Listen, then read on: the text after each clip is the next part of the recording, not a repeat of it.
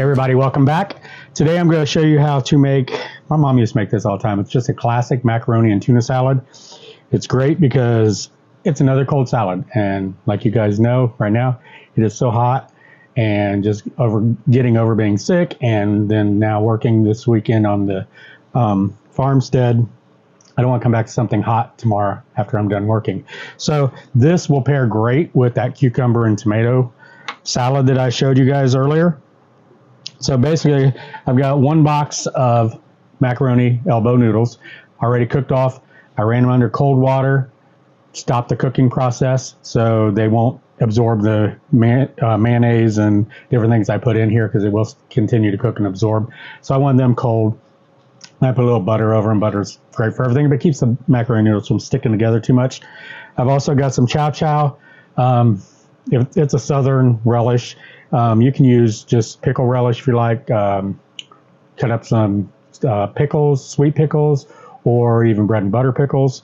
I've got some pimentos, about a cup of cheese, a cup of frozen peas. You're going to use frozen peas? I love frozen peas. You're going to use those instead of canned because the canned ones are going to be too mushy and not hold up well in the salad. About a cup of mayonnaise. I've only got 2 cans. Usually I use 3 cans of tuna, but I only had 2 cans, so guess what? Today we're going to use 2. I'll put down the recipe of the 3 that I usually use. I got 3 hard-boiled eggs, half of an onion, a green pepper, and of course some chives to decorate the top. So let me just put all this together. First, I'm going to go ahead and put the pasta in here. Try to get it all in without spilling it. I hope this bowl is going to be big enough. In fact, I'm going to leave a little bit of the pasta out just in case. I'll put it in afterwards. Because I only have a few bowls here, and the one that I usually would use, this a little bit larger than this, I made a corn salad the other day, well, 2 weeks ago, weekend before I got sick, and I have a cousin that lives about 15 minutes from here, and they were having dinner, so I made a nice corn salad and took it over and left the bowl there. I'm going to make that corn salad for y'all because it is delicious. But for today, we're just going to do the tuna and macaroni salad. So let me dice up this onion. This is just a traditional, I'm sure all of you have your own recipes for this. I've seen people put bacon bits in it, smoked paprika. You can make this your own, whatever flavors you like. This is just a basic recipe that you can just use it and add to it. Or like I'm going to do, just eat it. I don't need to add anything to it. I grew up with this and I like it this way. So, whoops, a little bit in there. And you don't have to use a sweet onion. Purple onion adds some color to it if you'd like to do that. Green onion's great too. I need my bench scraper. I need to head over to the storage unit and get some of my things now that I'm getting organized in here so it's easier to cook. But we can use this knife. There we go. And then we'll just take the green onion. I'm going to pull these seeds out and put them in this bowl. I'm going to keep these and dry them out because one of you noticed my last recipe when I made the pasta salad, I did not save the seeds and she couldn't believe why I didn't. And after I read that, I was like, I can't believe I didn't either because that's free seeds there for green peppers next year. So I'm going to keep them right there. Chop this up. Oh, another seed. Keep that. Everybody keeps saying seeds are hard to find. I've been looking around, and I'm finding them everywhere, and I'm buying them in case they do become scarce. Because, unfortunately, this year, you guys know I didn't get a garden out, which really upset me, but I'm going to try to get a fall garden out with some collard greens and some lettuce and things like that, some fall vegetables. I have to build a special area up there on the farmstead so the deer don't get in now that I've got 2 or 3 mama deer, got 1 big buck. Here's a picture of him. He's just walking around up at the corner just before you go onto our property off our driveway. Well, you're still on our property. He was walking around. I think he's the daddy to the twins that I showed you in the last video. So, got to figure out a way to keep them out. Because if I don't, they're going to eat everything. And then I'm not going to be happy. And I don't want to have to send them to freezer camp right away. So we're going to try to keep them out of it. I will provide some corn and different things for them. I've already put out a big corn block that I got at Rural King, and it was gone in 2 days. I mean, they chomped that down. Of course, I think they had some help from the raccoons and possum and things, but that was gone. So I will continue, since we're taking away some of their little habitat. We're clearing out everything, and so we can join them in their habitat. I'm going to continue to help them out, especially them two little fawns. They are adorable. I wish I could see them in person, but I think Mom's keeping them hid while we're there. She hears us and she keeps them put away. Now I'm just dicing this fairly small. You don't have to use green pepper if you don't like green peppers. You can use red, yellow. You don't have to use peppers at all. Some people put celery in it. I'm not a real fan of celery in my cold dishes, so I like the crispness, so that's why I use a green pepper. So let's just get this one finished off.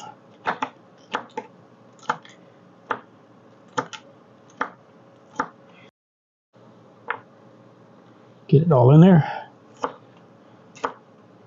You could also do this with chicken. Make a pasta chicken salad, maybe your canned chicken. I called my ugly chicken. That would be great in this as well. So you can switch this up to different proteins. All right, so I got all that in there. Excuse me, I'm going to cough. I'm still got that cough. It will not go away. Got to keep the sweet tea and the Jesus water close by. If you guys don't know what Jesus water is, I've said this a couple times, and a lady asked me what I meant by Jesus water. Well, in one of the towns close by, there is a natural spring. Comes right out of the mountain. I'll show you a picture here. Me getting my Jesus water. Getting the Jesus water. I named it that the first time we came up and we drove by there, and that stuff is amazing. It pours out nonstop out of those two pipes. There's actually two pipes above it. I'm not sure why they're not running, but every time we go up to the land, we usually stop, and I've got like 4 7-gallon containers. Fill it with my Jesus water. I've also got my cooler over here, my Berkey water filter. Then we bought that so we could get water. I mean, this Berkey's great. You can put stream water, river water, dirty water. Comes out crystal clear. I put my Jesus water in there. I don't need to filter it, but I use that just so I can get it. And I've also got a gallon in here. It is so good. You can taste the minerals. It's so refreshing. So that's what I call Jesus water, because in my opinion, Jesus is sending it to us, free water through the mountain. It's his water. He's giving it to us. So that's what I call it. People don't like it. I don't care. But that's Jesus water. So I got my pepper in there. I'm going to cut up 3 hard-boiled eggs and just put those in there as well. They're just falling apart on me. So let's just get them all out here and we'll dice them up really good. Get this out of the way. Some people don't like eggs in their salads. If you don't like it, leave them out. I think it adds a lot to it. We're hoping to get our cabin started sometime at the end of August, at least by the beginning of September, because winter's coming. And as long as we can get the shell put up, get it weather tight, roofed, everything like that, get my kitchen built first, because you guys are important and I want to cook for y'all. And just somewhere we can sleep in there, we can finish it off on the inside through the winter. We're going to have a wood burning stove. Already started collecting firewood. Not getting it much off of the land for firewood because, one, it would be green and we wouldn't be able to use it this year.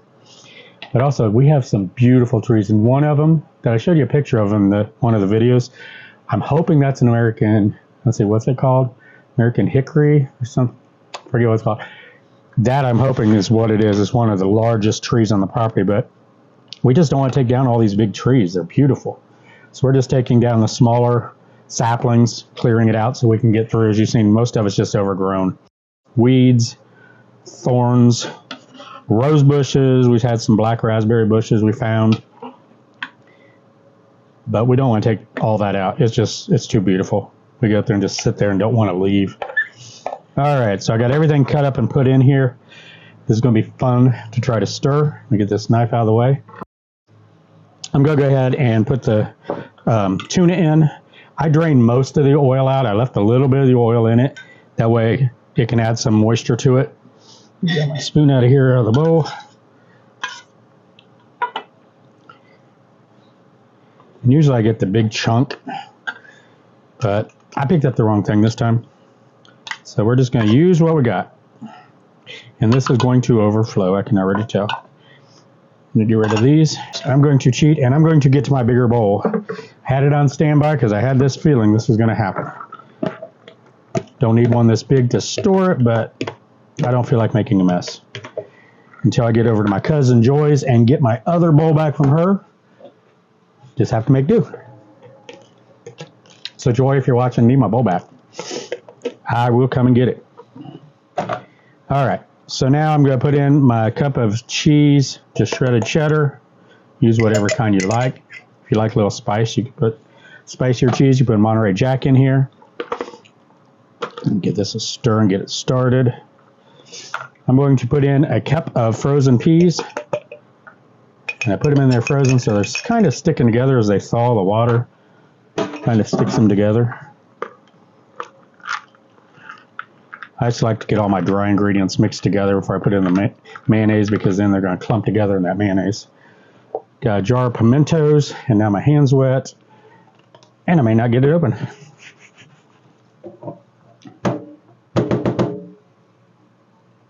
Got it. I'm just going to drain off the fluid from there.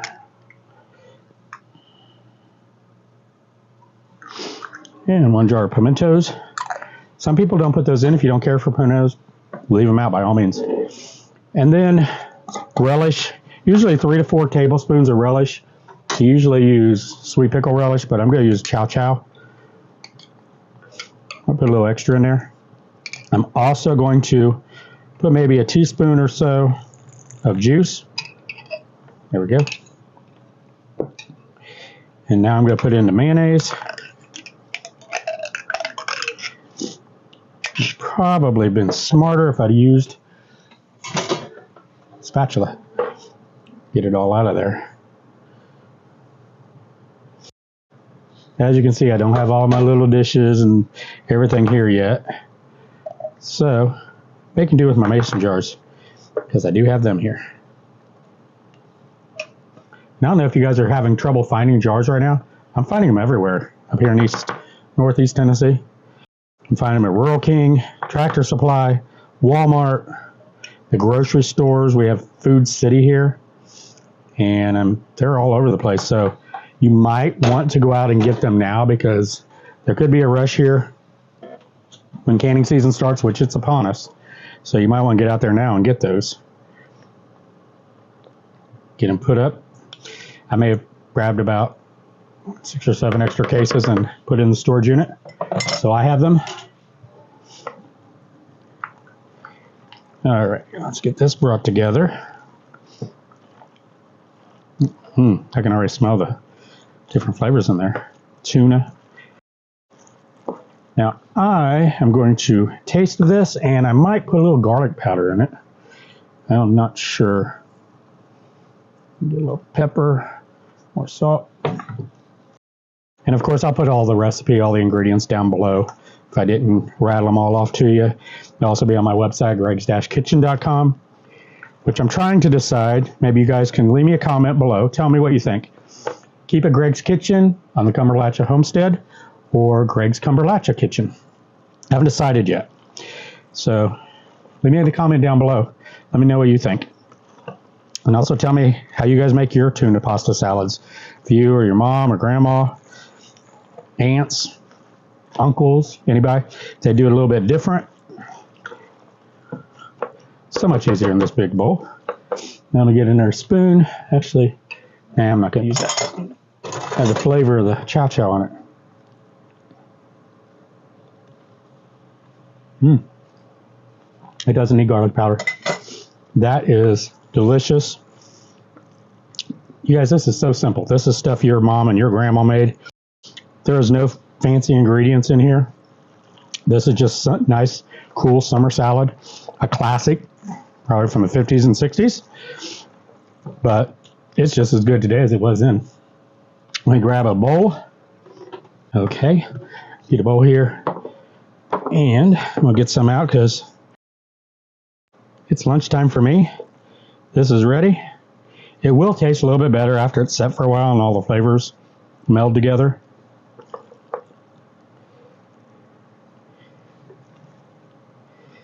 There we go. Oh, a little tuna jumped out there. Tuna's still jumping. There we go. Let's use this. And of course, got to decorate it some. So there you go, folks. It's my classic tuna. Can't say it's mine because I'm sure you have the same recipe. Your mom, grandma, everybody has it. That's just a classic tuna pasta salad. Give it a try. Let me know what you think. Don't forget to leave me comments down below. Greg's Kitchen, Greg's Cumberlachia Kitchen, Greg's Kitchen on the Cumberlachia homestead or farmstead. Let me know what you think. Until next time, I'll talk to you again. Take care. Love you. God bless. Bye-bye.